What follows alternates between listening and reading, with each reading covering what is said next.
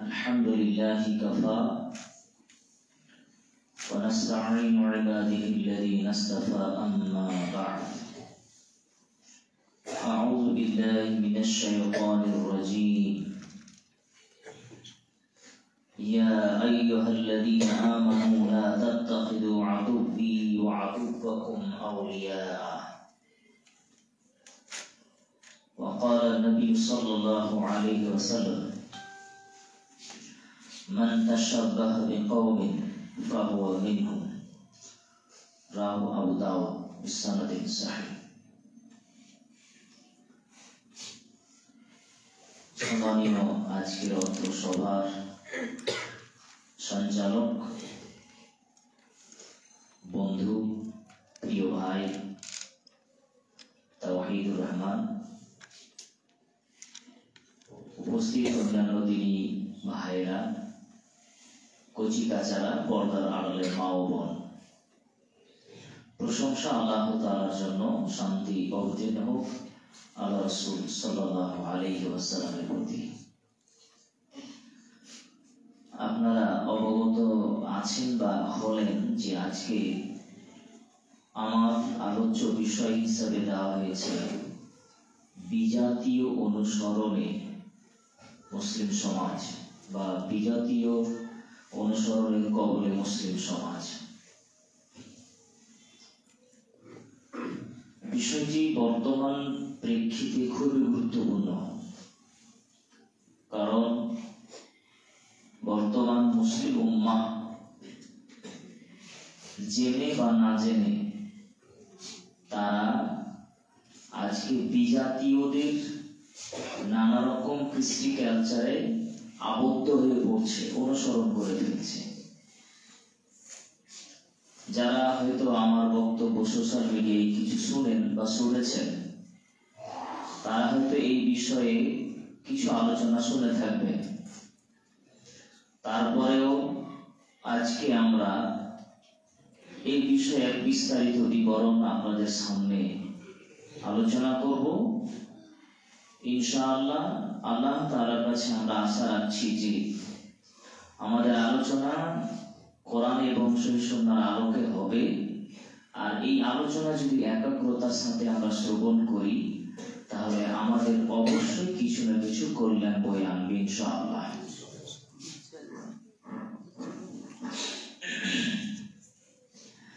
বিজাতীয় অনুকরণের আজকে মুসলিম সমাজ।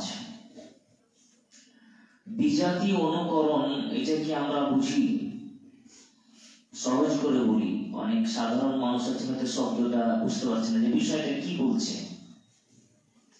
বিজাতীয় অনুসরণটা কোরআন এবং হাদিসের যেসব নিয়ম নীতি আদব কায়দা শিষ্টাচার আছে এইগুলো আমরা ফলো করব।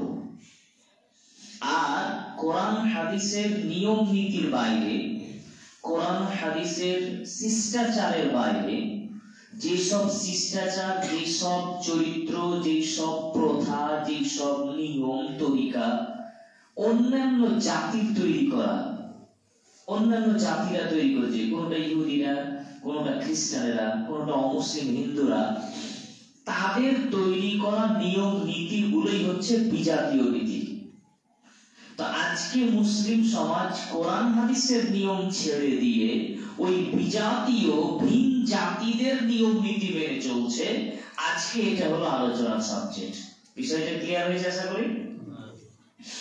আমরা কি এটা কথা বলতে পারি যে মুসলিম সমাজ সত্যি কোরআন হাদিসের নিয়ম বাদ দিয়ে ভিন্ন জাতি ইহুদি খ্রিস্টান বা অমুসলিমদের নিয়ম নীতি মেনে চলছে? এটা আমরা অনেকেই হয়তো অস্বীকার করতে পারি যে আমরা মুসলিম হিসেবে কি ইহুদি খ্রিস্টানদের নিয়ম মেনে চলবো? আমরা মুসলিম হয়ে কি অমুসলিম হিন্দুদের নিয়ম মেনে চলবো? জি, চলেন। আমি তো আজকে সবগুলো দেখাবো না, হয়তো দুই একটা দেখাবো, যেখানে আপনাকে দেখাবো যে আপনি স্বয়ং আপনার বাড়িতে, আপনি নিজে, আপনার ছেলে মেয়ে, আপনার বউ বাচ্চা, তারা সবাই ওই নীতির উপরে আছে যেটা বিজাতীয় নীতি, যেটা অমুসলিমদের তৈরি করা নীতি।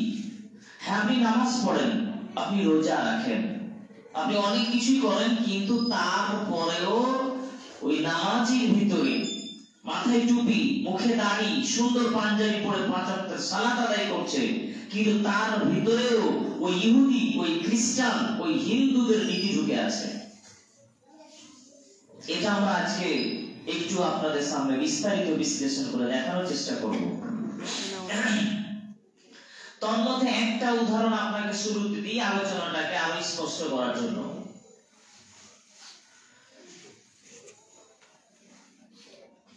আগের দিনে হিন্দুদের বাড়িতে বিয়ে হলে মুসলমানের ছেলে মেয়েরা দেখতে যেত।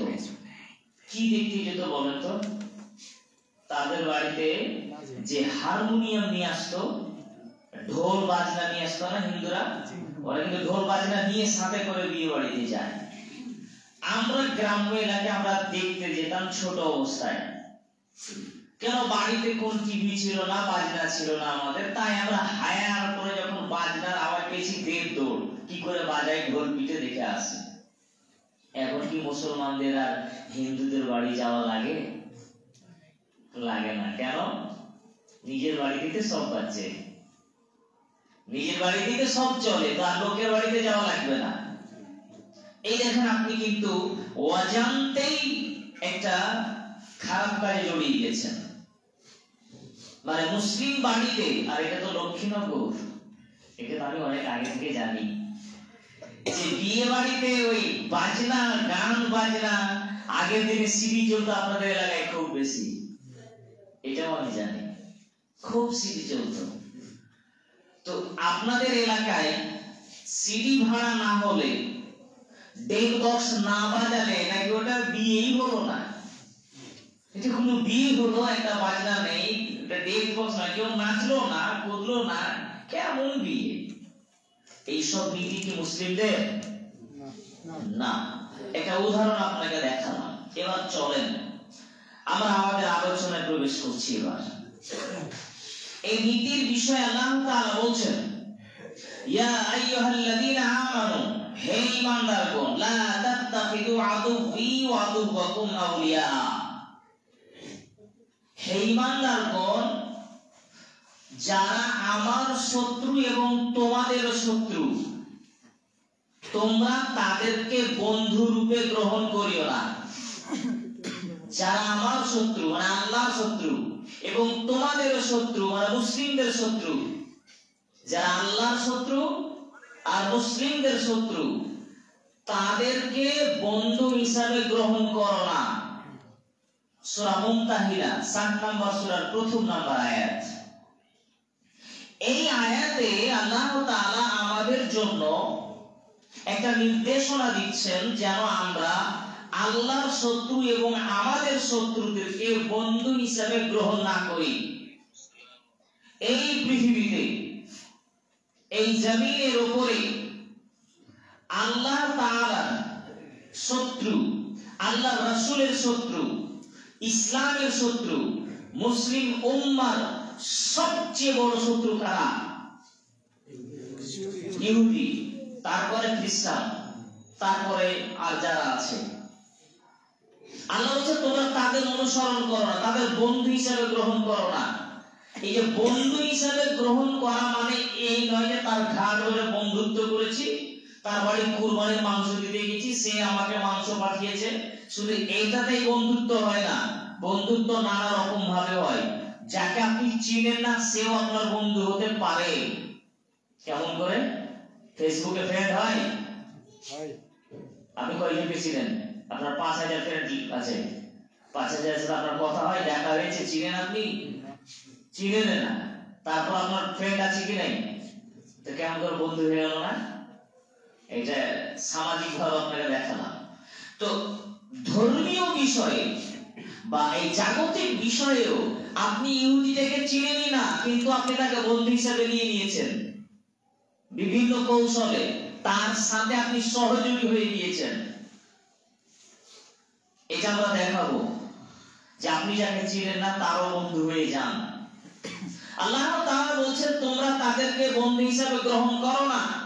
অন্য জায়গায় আল্লাহ তাআলা বলছেন সূরা মাইদা 5 নম্বর সূরা 51 নম্বর আয়াত, ইয়া আইয়ুহাল্লাযীনা আমানু, হে ঈমানদারগণ, লা তাত্তাখিদুল ইয়াহুদা ওয়ান নাসারা আউলিয়া বা'দুহুম আউলিয়া বা'দ, তোমরা ইহুদি এবং খ্রিস্টানদেরকে বন্ধু হিসাবে গ্রহণ করো না। কেননা বা'দুহুম আউলিয়া বা'দ, তারা একে অপরের পরস্পরের বন্ধু। কারা পরস্পরের বন্ধু? ইহুদি আর খ্রিস্টান, ওরা নিজেরা বন্ধু। তোমাদের কোনোদিন বন্ধু হবে না। ইহুদি খ্রিস্টান মুসলিমদের কখনোই পশ্চিম কালেও বন্ধু হবে না। তারা চিরদিন চিরকাল কিয়ামত পর্যন্ত তারা মুসলিম উম্মার শত্রু থাকবে। কারা? ইহুদি এবং খ্রিস্টান। যতদিন না ঈসা আলাইহিস সালাম আসছেন, ঈসা আলাইহিস সালাম এসে যখন তাদের ভুল ভাঙাবেন, যাদের ক্রুশ ভেঙে ফেলবেন, তাদের ধর্মকে যখন একদম তছনছ করে দিবেন, তখন যারা থাকবে শেষ পর্যায়ে একদম কিয়ামতের লাস্ট স্টেজে দাজ্জালকে যখন হত্যা করা হবে, তখন তারা ঈমান আনতে বাধ্য হবে। কিন্তু তার আগে পর্যন্ত এই ইহুদিরা, এই খ্রিস্টানেরা আমাদের কোনোদিন বন্ধু হবে না। এটা আল্লাহ তাআলা বলছেন। আবার আল্লাহ তাআলা বলছেন অন্য জায়গায়, ইয়া আইয়ুহাল্লাযীনা আমানু লা তাত্তাখিদুল কাফিরিনা আউলিয়া মিন দুনিল মুমিনিন, সূরা নিসা 4 নম্বর সূরা 144 নম্বর আয়াত, হে ঈমানদারগণ, তোমরা কাফেরদেরকে বন্ধু হিসাবে গ্রহণ করো না, কেবল মুমিন ব্যতীত। তোমরা শুধু মুমিনদেরকেই বন্ধু হিসাবে গ্রহণ করো, কাফেরদের বন্ধু হিসাবে গ্রহণ করো না। অত আয়াতগুলি থেকে যেটা আমি বলতে চাইলাম, আমাদের বন্ধু হিসাবে গ্রহণ করা উচিত কাদের? কাদের? মুমিন মুসলিমদের। রাসূল সাল্লাল্লাহু আলাইহি ওয়াসাল্লাম বলেন, লা তুসাহিব ইল্লা মুমিনান, তোমরা মুমিন ছাড়া কাউকে বন্ধু হিসাবে গ্রহণ করো না। ওয়ালা তাকুলু তু'মাকা ইল্লা তাকিয়ুন, এবং পরহেজগার লোক ছাড়া কাউকে খেতে দিও না। তোমার যে খাদ্য খাবে সে লোকটা যেন পরহেজগার হয়, তোমার যে বন্ধু হবে সে যেন মুমিন হয়। মুমিন ছাড়া তুমি যদি বন্ধুত্ব স্থাপন করো, তাহলে তোমার পদস্খলন ঘটবে, তোমাকেও সে তার নষ্টামির দিকে, সেও তার পথভ্রষ্টতার দিকে আকর্ষণ করবে। অতএব বন্ধু শুধুমাত্র মুমিন। এবার অনুসরণের সাথে এই বন্ধুত্বের কথা কেন আসলো? এই জন্য আসলো যে একজন বন্ধু আরেকজন বন্ধুর অনেক কিছু নকল করে। অনেক দেখবেন ঈদের মৌসুমে দেখা যায় 3 বন্ধু, 4 বন্ধু, 5 বন্ধু একসাথে আছে, তারা একই কালারের পোশাক পরেছে। হয় না এরকম? বন্ধুত্বের টান। তাহলে বন্ধু আরেকজন বন্ধুর সাথে সবকিছু শেয়ার করে, একজন বন্ধু আরেকজনের মতো নকল করে, অনুসরণ করে। যখন আপনি মুমিন ব্যতীত অন্য কোন ভিন জাতি, কাফের, মুশরিক, ইহুদি, খ্রিস্টানদেরকে বন্ধু হিসাবে গ্রহণ করবেন, তখন আপনি তার অনুসরণ করতে শিখবেন, তার মত হতে শিখবেন। আর শুধু মত হতে শিখবেন এতটুকুই নয়, বরং আপনি তার মত কোনো কিছু করলেও তাকে বন্ধু হিসাবে গ্রহণ করা হলো। যেমন কোন একজন ব্যক্তি তার চুলটাকে কেটেছে, এই 2 সাইডে পুড়িয়ে দিয়েছে, আর মোরগের টোপের মতো করে মাঝখানে রেখেছে, আর 2 সাইডে চুল নেই। আপনি ওকে দেখে আপনার ওই চুলটা কাটলেন, তাহলে আপনি ওকে চিনেন বা না চিনেন? আপনি হয়তো এমনি চিনেন যে এটা অমুক খেলোয়াড় বা অভিনেতা, তার সাথে আপনার দেখা হয়নি, কথা হয়নি, কিন্তু তার মতো করে, তার চুলের ডিজাইনের মতো করে আপনি নিজের স্টাইলটা করলেন, এর মাধ্যমে আপনি তাকে বন্ধু হিসাবে গ্রহণ করে নিলেন। কথা কি আমি বুঝাতে পারলাম? আপনি তাকে চিনেন না ব্যক্তিগতভাবে, কোনোদিন তার বাড়ি যাননি, তারপরেও যেহেতু তার কাজের অনুসরণ করেছেন, এই কাজের অনুসরণ করতে গিয়ে তাকে বন্ধু হিসাবে গ্রহণ করা হলো। তার ভক্ত হয়েছেন কিনা এটা তো বুঝেন। আজকে ফ্যান্স সব হয়, খুব ভক্ত, তো ফ্যান্স ভক্ত, এটাই হচ্ছে তাকে গ্রহণ করা। তাকে মেনে নেওয়া, তার অনুসরণ করা। সাবধান, মুসলিম উম্মাহ কিয়ামতের পূর্বে তারা কাফিরদের অনুসরণ করবে। মহানবী রাসূলুল্লাহ সাল্লাল্লাহু আলাইহি ওয়াসাল্লাম একাধিক বিবরণ পেশ করেছেন।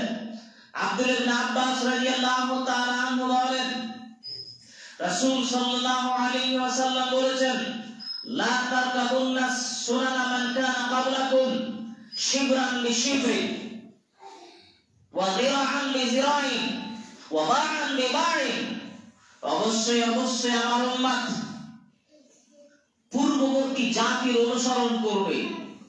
অবশ্যই অবশ্যই আমার উম্মতের মানুষেরা, তোমাদের পূর্বে যে জাতি ছিল, আমাদের পূর্বের জাতির নাম কি? ইহুদি এবং খ্রিস্টান।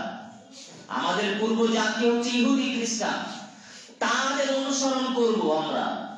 শিবরান বিশিবরিন ওয়া যিরাআন বিযিরাইন ওয়া বা'আন বিবা'ইন।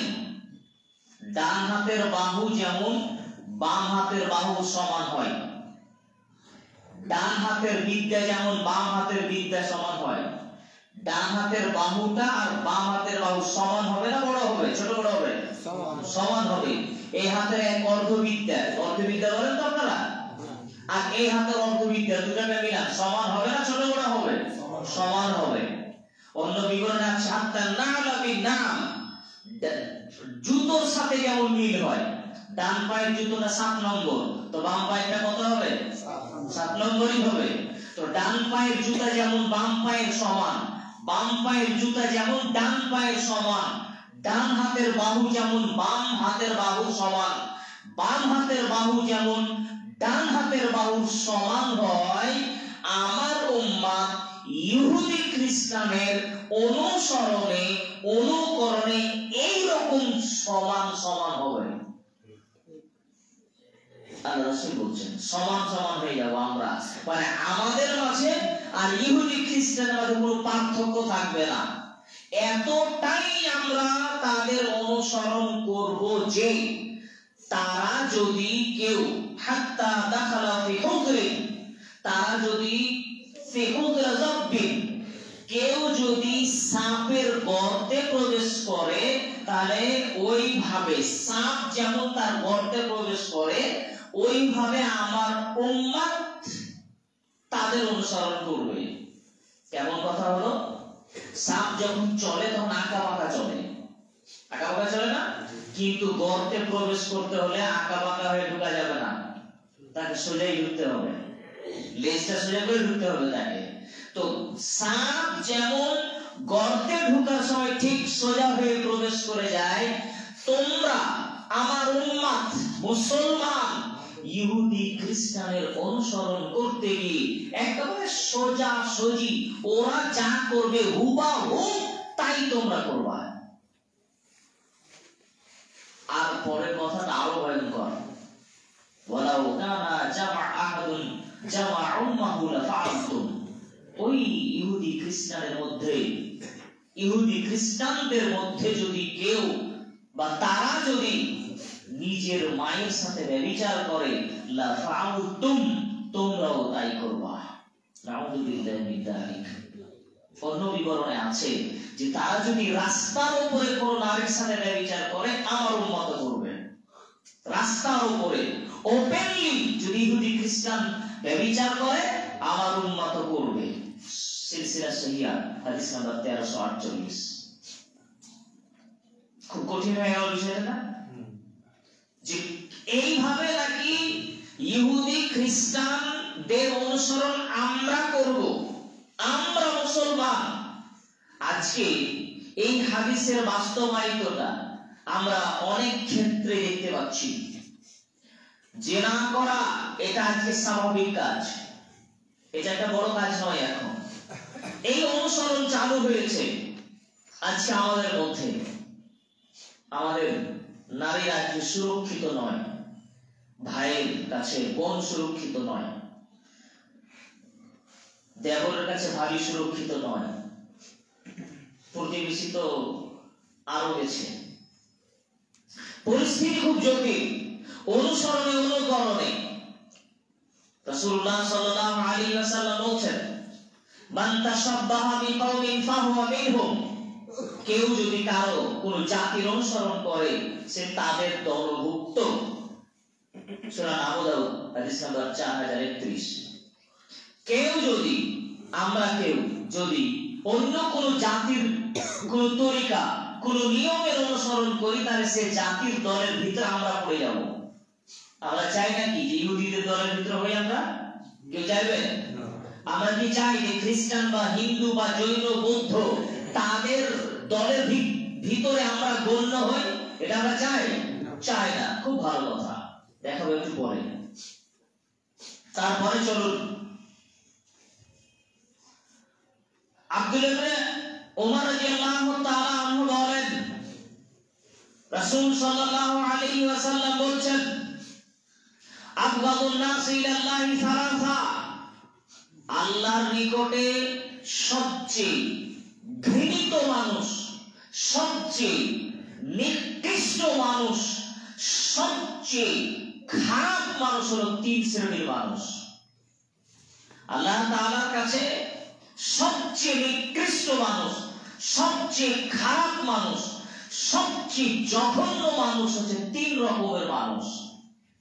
এক, মুলহিদুন ফিল হারাম, যারা হারাম শরীফের মধ্যে কাবার চত্বরে যারা অবৈধ কাজে লিপ্ত হয়, এরা আল্লাহর কাছে সবচেয়ে নিকৃষ্ট মানুষ।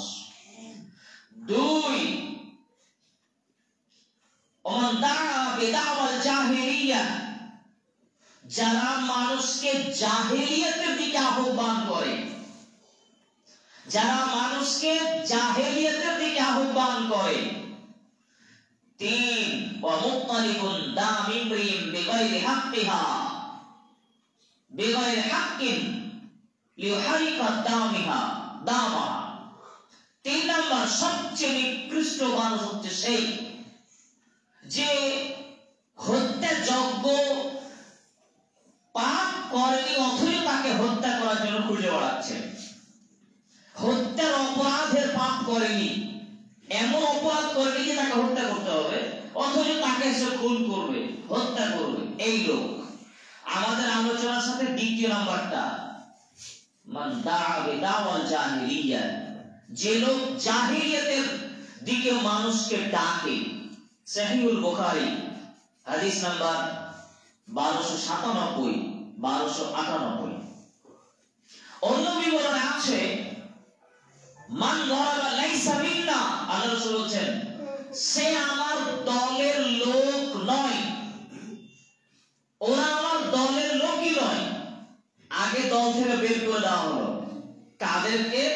মান যারাবাল খুদুদা ওয়া শাক্কাল জুয়ুবা ওয়া দাআ বিদাওয়াল জাহিলিয়া, যারা শোকে পড়ে নিজের চেহারাতে আঘাত করে, নিজের দেহে আঘাত করে, নিজের পোশাক আশাক ছিঁড়ে ফেলে, চুল ছিঁড়ে দেয়, এবং যারা জাহিলিয়াতের দিকে মানুষকে আহ্বান করে।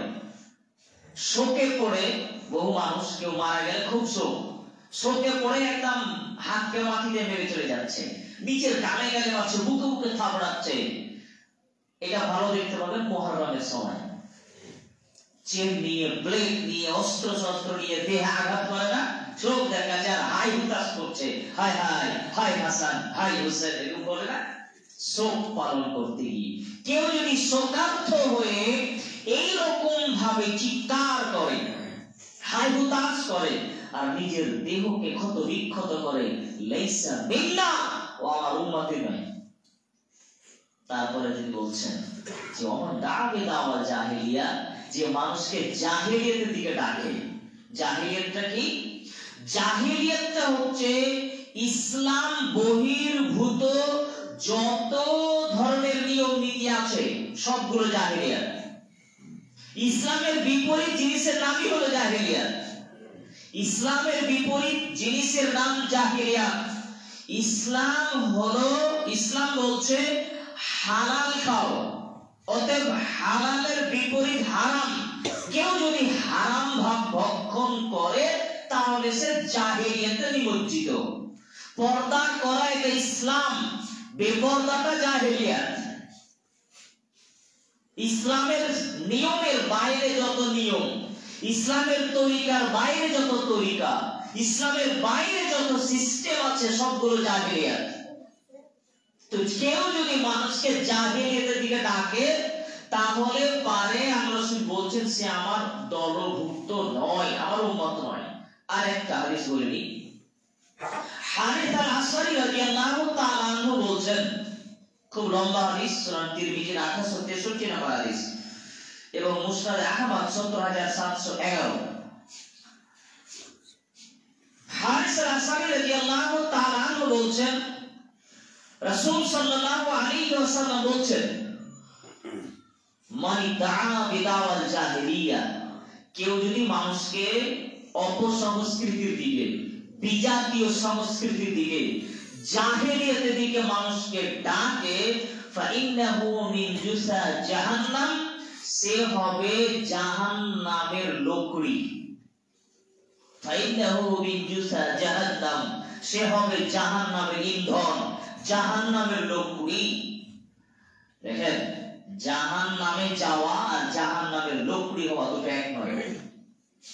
একটা হলো এমনি জাহান্নামে গেল, কিন্তু আল্লাহ রাসূল এটা বলেন যে ও জাহান্নামে যাবে। তিনি বলছেন সে জাহান্নামে তো যাবেই, বরং সে হবে জাহান্নামের লোকড়ি। লোকড়ি বুঝেন তো? লোকড়ি জ্বালানি, জ্বালানি।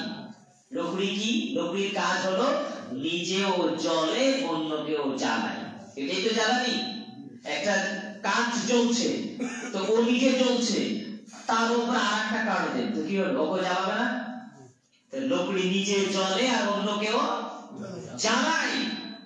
যে ব্যক্তি মানুষকে ইসলাম বিরোধী নীতি, শরীয়ত বিরোধী নীতি, জাহেলিয়াত, অপসংস্কৃতি, বিজাতীয় সংস্কৃতির দিকে মানুষকে ডাকবে, তাহলে সে জাহান্নামের লোকড়ি হবে, সে হবে জাহান্নামের লোকড়ি। ফাকালা রাজুলুন মিনাল মুসলিমিন, তখন ওই সাহাবীদের ভিতরে কোন একজন মুসলিম ব্যক্তি বলল, আল্লাহর রাসূল ওয়াইন সামা ওয়া সাল্লাহ, ওই লোকটা, যে লোকটা মানুষকে জাহেলিয়াতের দিকে ডাকছে, সেই ব্যক্তি যদি সালাত আদায় করে এবং সিয়াম পালন করে, তবুও কি জাহান্নামের লোকড়ি হবে? নামাজি ব্যক্তি কি মানুষকে জাহেলিয়াতের দিকে ডাকতে পারে? কি মনে হয় আপনাদের? পারে না? হাদিস তো বলছে যারা নামাজ পড়ে লটারি কাটে, কি কাটে না? তো জাহেলিয়াত নয়? শুধু লোক কাটে না, বিক্রিও করে। নামাজি ব্যক্তি সুদ দেয়, সুদটা জাহেলিয়াত নয়? জাহেলিয়াত তো। তাহলে কেউ লোক নামাজ পড়লো আর মানুষকে জাহেলিয়াতের দিকে ডাকলো, নামাজ পড়লো, রোজা রাখলো আর জাহেলিয়াতের দিকে ডাকলো, এই লোকটার কি অবস্থা হবে? আল্লাহ রাসূল সাল্লাল্লাহু আলাইহি সাল্লাম উত্তরে বলছেন, ওয়াইন সামা ওয়া সাল্লা ওয়া জামা আন্নাহু মুসলিম, নামাজ পড়লেও, রোজা রাখলেও, নামাজ পড়লেও, রোজা রাখলেও আর নিজেকে যদি মুসলমান মনে করে তবুও, ওয়া জামা আন্নাহু মুসলিম, নিজেকে যদি পাক্কা মুসলমান মনে করে তবুও সে জাহান্নামের লোকড়ি হবে। কত বড় এটা অপরাধ, বুঝতে পারছেন? জাহেলিয়াত, অপসংস্কৃতির দিকে ডাকা। কেউ যদি বলে এই চল আগে জুয়া খেলি, এটা অপসংস্কৃতি ডাকলো না? তাহলে এই লোকটা নামাজ পড়লেও জাহান্নামের লোকড়ি, রোজা রাখলেও জাহান্নামের লোকড়ি, নিজেকে মুসলমান দাবি করলেও জাহান্নামের লোকড়ি। রাসূল সাল্লাল্লাহু আলাইহি ওয়াসাল্লাম বলছেন, সুনান তিরমিজি হাদিস নাম্বার 863, কেউ যদি নামাজি হয়, রোজাদার হয়, তারপরেও বলে চল সামনে 25শে ডিসেম্বর বড় দিন, এই যে একটা পিকনিক করি, তার দিকে ডাকলো, বিজাতীয় নীতি না এটা, এদিকে ডাকলো, তার থাকার জায়গায় জাহান্নাম, সে হবে জাহান্নামের লোকড়ি। সাবধান। বিজাতীয় নীতির দিকে মানুষকে আহ্বান করা এতটাই ভয়ঙ্কর, এতটাই মারাত্মক, অথচ আমরা আজকে ওই যে বললাম আমাদের যুবশ্রেণী, যারা যুবকেরা, এরা অজ্ঞতাবশত, না জানার ফলস্বরূপ এরা এই বিজাতীয় সংস্কৃতির বেড়াজালে নিজেকে আবদ্ধ করে নিয়েছে। এক, কারণটা কি? আজকের যুবক যে এই অপসংস্কৃতির বেড়া জালে নিজেকে জড়িয়ে ফেলছে, প্রথম কারণ হচ্ছে তাদের ভিতরে ইসলামী শিক্ষা না থাকা। আজকে বাপ মা ছেলে মেয়েদেরকে ইসলামী শিক্ষা থেকে বহু দূরে সরিয়ে রাখছে। অনেক কিছু শিখাতে পারে, শুধু ইসলাম শিখাতে পারে না। এই যে অজ্ঞতা, এই যে ইসলামী শিক্ষা থেকে ছেলে মেয়েদের দূরে সরিয়ে রাখা, এটা মৌলিক কারণ হচ্ছে যেই ছেলে মেয়েরা তারা এই জাহিলিয়াতে নিমজ্জিত হচ্ছে। দ্বিতীয় একটা ভয়াবহ কারণ আপনাকে বলি, সেটা হচ্ছে যেটা আমি বহু বক্তব্য বলেছি, আজকে বর্তমানে যে ইহুদি খ্রিস্টানদের মানুষ অনুসরণ করছে, আমরা তাদের হাতের পুতুল হয়ে গিয়েছি। মূলত আমাদের এই ব্রেনটা তাদের হাতের ক্যাপচারে আছে। আমরা এখানে বসে আছি, কিন্তু আমাদের ব্রেন তাদের হাতের ক্যাপচারে। তারা ওইখান থেকে সারা পৃথিবীর মানুষের ব্রেনকে কন্ট্রোল করে। আপনি বলেন যে আমি আর আপনি নিজের ব্রেনে সারাদিনে কি করছি, নিজের বিবেক বুদ্ধিতে কি করছি? আজকে বক্তব্য রাখছি, এই মোবাইলে শেয়ার হচ্ছে। এই যে মোবাইলের সিস্টেম, যে প্রযুক্তি আবিষ্কার হচ্ছে, এই আবিষ্কার আপনি এটা বলতে পারবেন না যে আমি আমার মতো করে মোবাইলকে চালাতে পারবো। পারবেন? মোবাইলের যা নিয়ম সিস্টেম, সেই সিস্টেমে আপনাকে মোবাইল চালাতে হবে। আপনি তো আপনার মতো করে চালাতে পারেন না। মোবাইলে যে নিয়ম আছে সেই নিয়মেই তো মোবাইলকে ইউজ করতে হবে। এই যে আপনি ইউজ করতে গেলেন, এর ভিতর দিয়ে আপনার ব্রেন তার কাছে। আপনাকে ও আপনার বাড়ি বাড়ি এসে কথা বলে না যে এই শোনো আমাদের এই জামাটা তোমরা পরবা। ইহুদি খ্রিস্টান এটা এসে আমাদের বাড়িতে বলে যায়? বলে না। ইহুদি খ্রিস্টান আমাদের বাড়িতে এসে বলে না এই শোনো আমরা যেমন চুল কাটি তেমন করে তোমরা চুল কাটো, এটা বলে না। আমরা যেমন পোশাক পরবো তোমরা তেমন পোশাক পরবা, এটা বলে না। আমরা যেমন খাদ্য খাই তোমরা তেমন খাদ্য খাবা, এটা আমাদের বাড়িতে ওরা কেউ আসে না, কেউ আসেনি, আসবে নাও। কিন্তু তাদের এমন প্রযুক্তি আমাদের ভিতরে চালু করে দিবে, এমন সিস্টেম তারা আবিষ্কার করবে, এমন নীতি তারা আবিষ্কার করবে যে মানুষ ওই নীতি ওই সিস্টেমের ভিতরে ঝাঁপিয়ে পড়বে। যেমন একটা উদাহরণ দিই, আপনার বাড়িতে আপনার এলাকায় লোন প্রথা আছে? লোন মহিলারা লোন নেয় না? হ্যাঁ, এই যে লোন প্রথা বা এই ধরনের যত সুদি প্রথা আছে, আপনার বাড়িতে এসে থ্রেড দিয়ে আপনাকে কেউ নিয়ে যায়নি, একটা প্রথা চালু করে দিয়ে এমন একটা লোভনীয় বিষয় আপনার ঢুকিয়ে দিয়েছে, আপনার বাড়ির মহিলা ঝাঁপিয়ে ওইখানে পড়েছে। আপনিও দেখছেন যে কাজটা তো ভালোই হচ্ছে, একসাথে আমি কিছু টাকা পেয়ে যাচ্ছি, ধীরে ধীরে শোধ করছি। সুদটা আপনি ওখানে করে লেনদেন করলেন। এই দেখেন এই সিস্টেমে আপনার ব্রেন তার হাতে, এই সিস্টেমে আপনার ব্রেন তার হাতে। আপনি নিজের বিবেক বুদ্ধি আপনি কিছু করতে পারছেন না। ও আপনার ব্রেনকে কন্ট্রোল করলো যে এটা কর, এটা করিস না, এটা কর, তোর উপকার আছে। আপনি যখন নিজের বিবেক আর বুদ্ধিকে এখানে কাজে লাগাতে পারছেন না, কি করছি আমরা আমাদের বিবেক বুদ্ধি দিয়ে? আপনি যে পোশাকটা পরছেন, আমাদের যুবক যারা আছে, তরুণ ভাই, আপনি যে পোশাকটা পরছেন, আপনি এই পোশাকটা নিজের পছন্দ আপনি করছেন না। কি কথা বলছেন? আপনি নিজেই পছন্দ করে কিনেছি না, ক্রয় করার কথা বলিনি। আপনি এই পোশাকটা পরে কাউকে দেখেছেন, হ্যাঁ ও হিরো এটা পরে। আপনি এই চুলটা কেটেছেন, আজ থেকে 20 বছর আগে, আজ থেকে 50 বছর আগে এরকম চুল কাটা ছিল?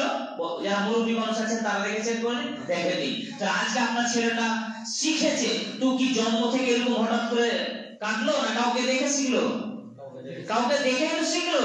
এই যে যাকে দেখে সে শিখলো, তার মানে সে কাউকে দেখেছে। ওই প্রথম যে ব্যক্তিটা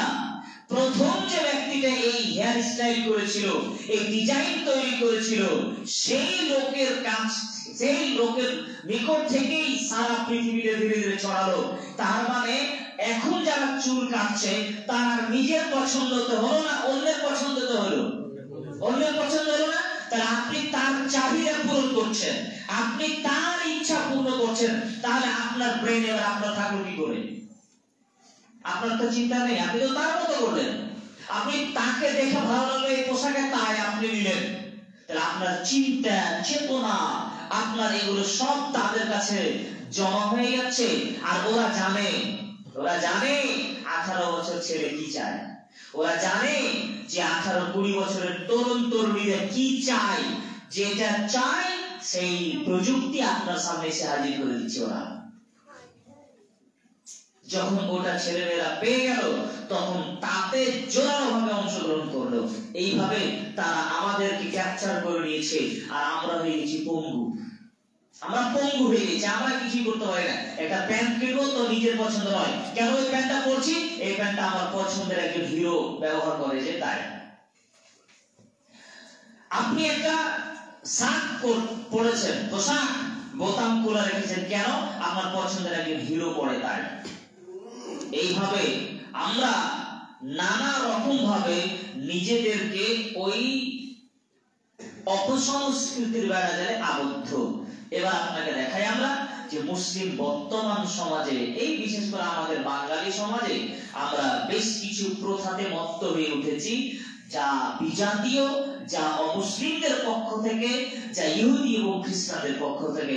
তার দু একটা উদাহরণস্বরূপ, নাম্বার 1, সামনে যেটা আসছে সেটাই বলি, 25শে ডিসেম্বর। এটা কাদের? খ্রিস্টানদের। কিন্তু আমাদের ছেলেমেয়েরা যায় কি যায় না? রাসূল সাল্লাল্লাহু আলাইহি ওয়াসাল্লাম বলেন, মান তাসাব্বাহা বিকাওমিন ফাহুয়া মিনহুম। যারা যাদের অনুসরণ করলো তারা তাদের দলের। তার মানে যারা এই 25শে ডিসেম্বরকে বড়দিন হিসাবে গ্রহণ করলো, সেই উপলক্ষে উদযাপন করলো, পিকনিকের ব্যবস্থা করলো, তারা তাদের দলের। এবার আপনাকে বলি, আমাদের ছেলেমেয়েরা তাহলে ইহুদি খ্রিস্টানদের অনুসরণ করলো না করলো না? এই কাজ যদি করে, অবশ্যই তো করছে, অবশ্যই তো করছে। 25শে ডিসেম্বর বড়দিন, এটা তো আপনাকে কেউ বলেনি। আপনি কি করে জানলেন যে এটা বড়দিন? সায়েন্স থেকে প্রমাণিত। বিজ্ঞানে যাদের সামান্য জ্ঞান আছে তারা বলতে পারে যে 25শে ডিসেম্বর বড়দিন। তার আগে থেকে কত বড়দিন শুরু হয়। তো বড়দিন কোথা থেকে আসলো? আর 25শে ডিসেম্বর আরেকটা দিন, সেটা কি কেউ জানেন? হ্যাঁ, যীশু খ্রিস্টের জন্মদিন। এটা কে বললো আপনাকে? এর তো কোনো ভিত্তি নেই। 25শে ডিসেম্বর যীশু খ্রিস্টের জন্মদিন, এই কথা চরমতম মিথ্যা। না বাইবেলে, না কোরআনে, না জ্যোতিষ বিজ্ঞানের আলোকে কোন মাধ্যমে এটা প্রমাণিত নয়। বরং যদি আপনি কোরআন এবং বাইবেলের আলোকে এটা সমন্বয় করেন যে যীশু খ্রিস্টের জন্ম কোন সময় হয়েছিল, তাহলে এটা বের হবে গ্রীষ্মকালে, গরমের সময়। কারণ বাইবেল এবং কোরআনের বিবরণটা এরকমই। যখন মারিয়াম আলাইহিস সালাম ঈসা আলাইহিস সালামকে প্রসব করছিলেন, তখন খেজুর গাছের কাছে গিয়ে যখন প্রসব বেদনা উঠলো, প্রসব করলেন ঈসা আলাইহিস সালামকে, আল্লাহ তাআলা বললেন যে খেজুরের ডাল ধরে তুমি নাড়া দাও, আর তার উপর তখন তাজা পাকা খেজুর ঝরে পড়লো। একই কথা বাইবেলেও এই সেম বিবরণটা আছে, ওল্ড টেস্টামেন্টে আছে। বুক অফ জন 2 নম্বর অধ্যায়ের 1 থেকে নিয়ে 13 নম্বর অনুচ্ছেদ পড়বেন, বিস্তারিত বিবরণ আছে ওখানে। ওখানেও এই খেজুরের কথা আছে যে দূত আসলো এবং দূত এসে এঞ্জেল দূত এসে মেরিকে বললো যে আপনি সুসংবাদ গ্রহণ করুন, আপনাকে পুত্র সন্তানের সুসংবাদ দেওয়া হচ্ছে। সে তখন বললো যে আমাকে তো কোনো পুরুষ স্পর্শ করেনি, আর আমি তো ব্যভিচারীও নয়। তখন বলা হলো যে ঈশ্বর যা করেন তাই হবে। এটা বাইবেলের বিবরণ বলছি, আমার ভাবিয়ে যে মূল বিষয় ঈশ্বর বলছে না। তো সেই সময় খেজুর তাজা পাকা খেজুর, তো খেজুর পাকার সময় কখন? গ্রীষ্মকালে। তার মানে ঈসা আলাইহিস সালাম জন্ম হয়েছে গ্রীষ্মকালে। এইটা বিবরণ থেকে এটার কাছাকাছি আসা যায়। স্পষ্ট করে কোন ডেট, সময়, সাল, বছর এটা কেউ আবিষ্কার করতে পারেনি। তো 25শে ডিসেম্বর চালু হলো কি করে? এটার ইতিহাস হচ্ছে গ্রিকদের একটা প্রথা ছিল, গ্রিক সভ্যতায় একটা প্রথা ছিল, যেটা ছিল শীতকালীন প্রথা। 25শে ডিসেম্বর গ্রিকেরা সূর্য দেবতার জন্মদিন হিসেবে পালন করত। যেটা একটা ইতিহাসটা, গ্রিক সভ্যতায় 25শে ডিসেম্বর পালন করত সূর্য দেবতার জন্মদিন হিসাবে। যখন খ্রিস্টান চার্চ, আর আমরা জানি ভালোভাবে, যারা একটু খ্রিস্টানদের বিষয়ে জানেন, যে তাদের যত রকমের নিয়ম প্রথা সিস্টেম গুলো চালু হয় সব চার্চ ঠিক করে দেয়। মানে খ্রিস্টানদের চার্চের পক্ষ থেকে ঘোষণা হবে, তারপরে ওটা জনগণের কাছে যাবে। তো সেই সময় চার্চের পক্ষ থেকে এইটা ঘোষণা করা হলো যে দিনের দিন মানুষ কিন্তু 25শে ডিসেম্বর ওই গ্রিকদের নিয়মে যখন মানুষ উৎসাহিত শুরু করলো, ওইটাকে চার্চেরা কাজে লাগিয়ে দিল যে এই দিন হচ্ছে আমাদের বড়দিন, যীশু খ্রিস্টের জন্মদিন। একটা ভুয়া তথ্য দিয়ে এই দিনটাকে মিথ্যা করে যীশু খ্রিস্টের জন্মদিন হিসেবে চালিয়ে দেওয়া হয়, যা আজ পর্যন্ত চলে আসছে। এটার কোনো বাস্তবিকতা নেই, এর কোনো প্রমাণ নেই, একদমই নেই। তারপরে এটা চালু করলো তো খ্রিস্টানেরা, 25শে ডিসেম্বর চালু করলো তো খ্রিস্টানেরা। আপনার মতো একজন ব্যক্তি, হে যুবক, তোমাকে বলছি, শোনো, তুই মুসলমানের বাচ্চা, তোমার শরীরে তো মুসলমানের রক্ত আছে, তোমার বাপের নাম তো আব্দুল জব্বার, তোমার বাপও তোমার নাম খুব শখ করে রেখেছিল আব্দুর রহমান, আরো ভালো ভালো নাম রেখেছে। তো তোমার শরীরে যদি মুসলমানের রক্ত থাকে, তাহলে তুমি ওই মিশনারি, খ্রিস্টান মিশনারি, খ্রিস্টান চার্চের তৈরি করা এই 25শে ডিসেম্বরকে তুমি উদযাপন করতে পারো কি করে? তুমি কি করে করতে পারো? তোমার একটু হায়া থাকা উচিত।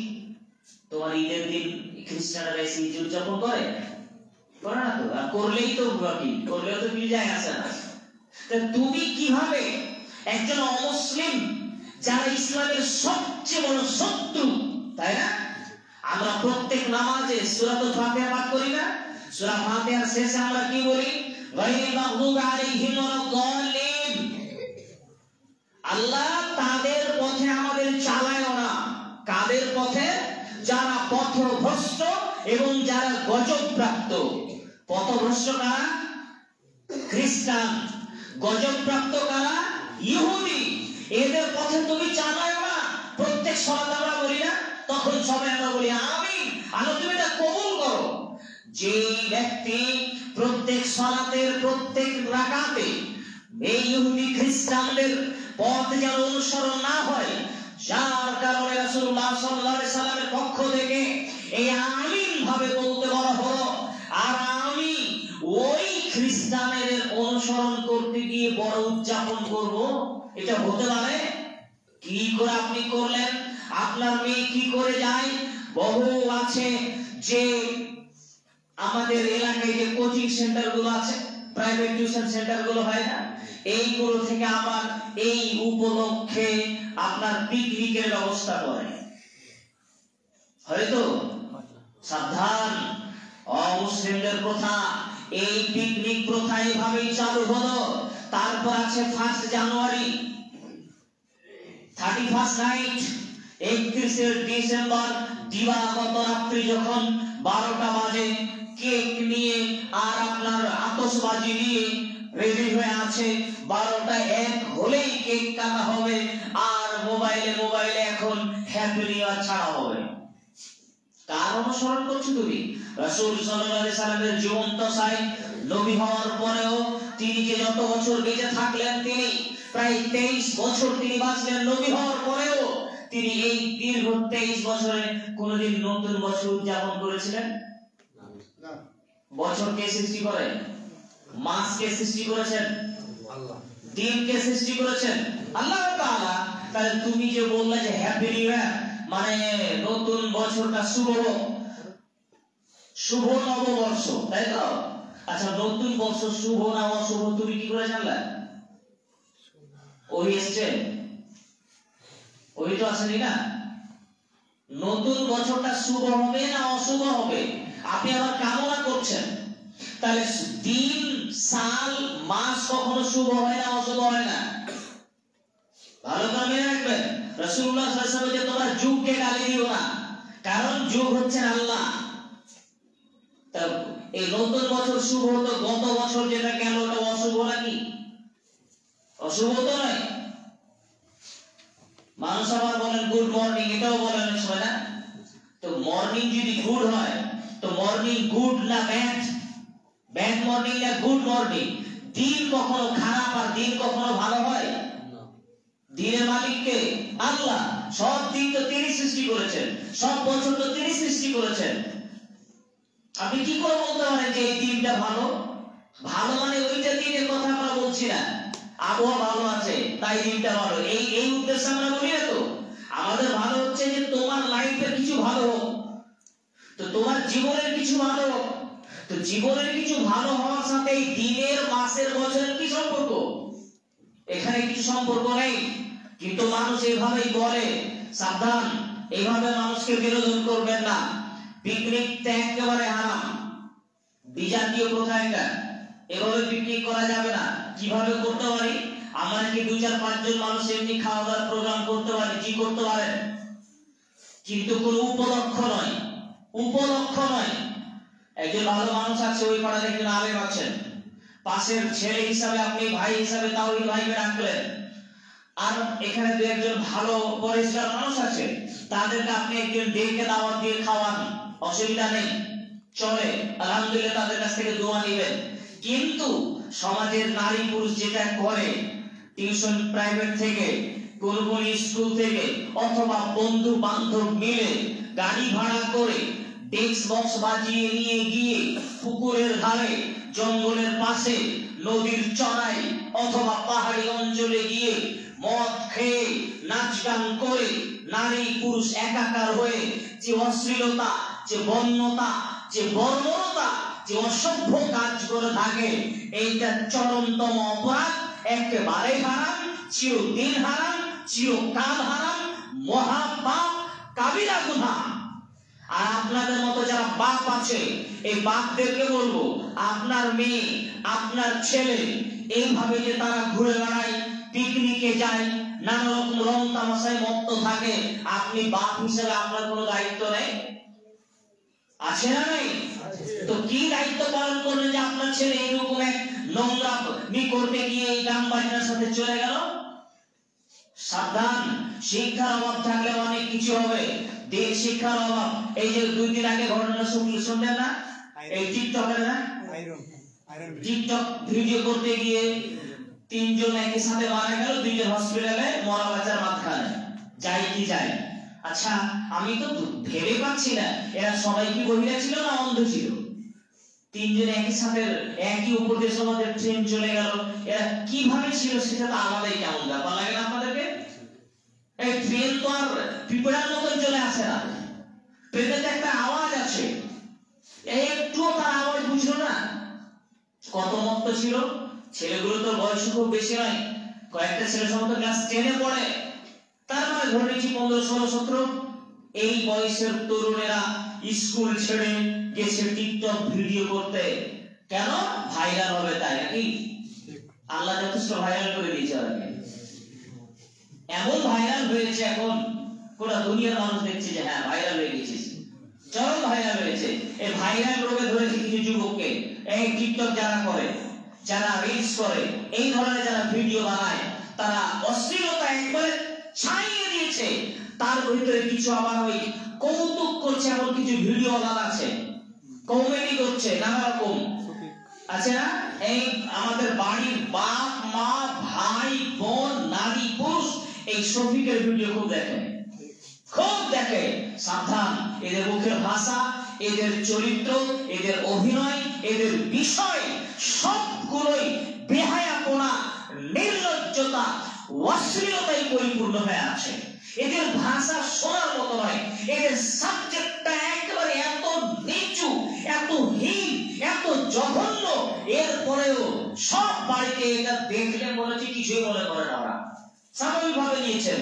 সাবধান, এগুলো সবই বিজাতীয়, সবই বিজাতীয় অনুসরণ। এই অনুসরণ কেন আপনার বাড়িতে হবে? কখনোই আপনি সব অনুসরণ করতে পারেন না। হে যুবক ভাই, তোমার মাথার চুলের বিষয়ে বলি, তুমি যে স্টাইলে মাথার চুল কেটেছো, তোমাকে দেখে তো মনে হয় না তুমি যে মুসলমান। এই মুসলমান পরিচয় দিতে কি লজ্জা হয়?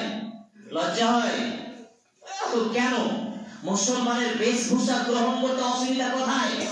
মুসলমানের আকার আকৃতি ধারণ করতে লজ্জা কোথায়? শিখ যারা পাগড়ি মাথায় বাঁধে, শিখ যারা তারা দাড়ি ছেড়ে রাখে, চাকরি করলেও পাগড়ি থাকে, চাকরি করলেও তাদের দাড়ি থাকে, খেলার মাঠেও তাদের পাগড়ি থাকে, খেলার মাঠেও তাদের দাড়ি থাকে, আরো যা যা তাদের ধর্মীয় রীতি তারা তা গ্রহণ করে চলে।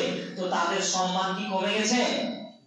তো কেন মুসলমান যুবক যুবতী কেন আজকে নিজের এই পরিচয়টাকে মানুষের সামনে তুলে ধরছে না? তাকে হিন্দু মতো থাকতে হচ্ছে, ইহুদি খ্রিস্টানের মতো তার বেশভূষা, চলাফেরা, কথাবার্তা সবকিছু বিজাতীয়দের অনুসরণে একেবারে মুক্ত হয়ে গিয়েছে। সাবধান হন। আরেকটা কথা আপনাকে বলছি, বাড়িতে ছোট ছোট ছেলে মেয়েদেরকে আমরা বিভিন্ন একাডেমিতে পড়াচ্ছেন। এই একাডেমির মহারোগ আছে, সব একাডেমিতে পড়াবেন না, সব একাডেমিতে পড়াবেন না। বিভিন্ন একাডেমিতে নাচ গান শেখানো হচ্ছে, জি ওটাও তো একটা অপসংস্কৃতি। আপনি ভালো একাডেমি যেখানে করে ইসলামিক শিষ্টাচার, ইসলামিক কৃষ্টি কালচার শিক্ষা দেওয়া হয়, এগুলো খুঁজে আপনাকে বের করতে হবে।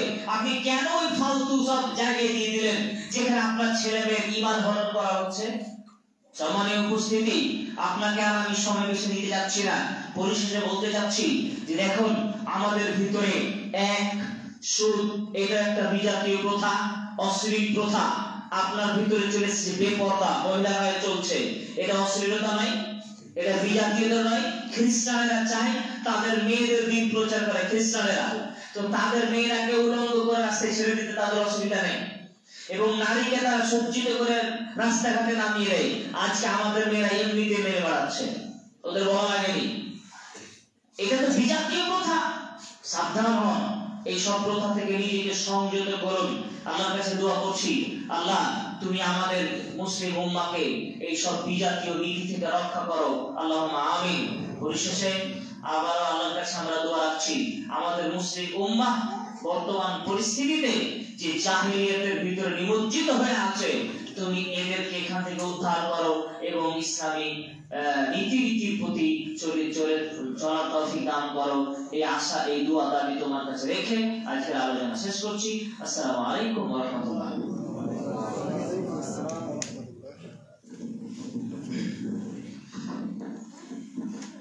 আলহামদুলিল্লাহ, আমরা প্রায় ঘন্টাখানেক যাবত আমরা শেখের মুখ থেকে গুরুত্বপূর্ণ তথ্যবহুল আলোচনা শুনছিলাম। বিজাতীয়দের অনুসরণ মর্মে তিনি যথেষ্ট আলোচনা রেখেছেন স্পষ্ট ভাষায়, এবং খুব খোলামেলা ভাবে সহজ ভাষাতেও কিন্তু আমাদেরকে বুঝিয়েছেন। আশা করছি আমাদের কোন জায়গায় সেরকম বুঝতে অসুবিধা হয়নি। কাজেই কথা না বাড়িয়ে আমরা পরিশেষে আল্লাহ রাব্বুল আলামিনের কাছে প্রার্থনা করব, আল্লাহ তাআলা যাতে করে আমাদেরকে বিজাতীয় যে কৃষ্টি কালচার, তাদের যে সংস্কৃতি, তাদের অনুসরণ করা থেকে যেন আমরা সম্পূর্ণরূপে বাঁচতে পারি। আমরা সকলে আমিন।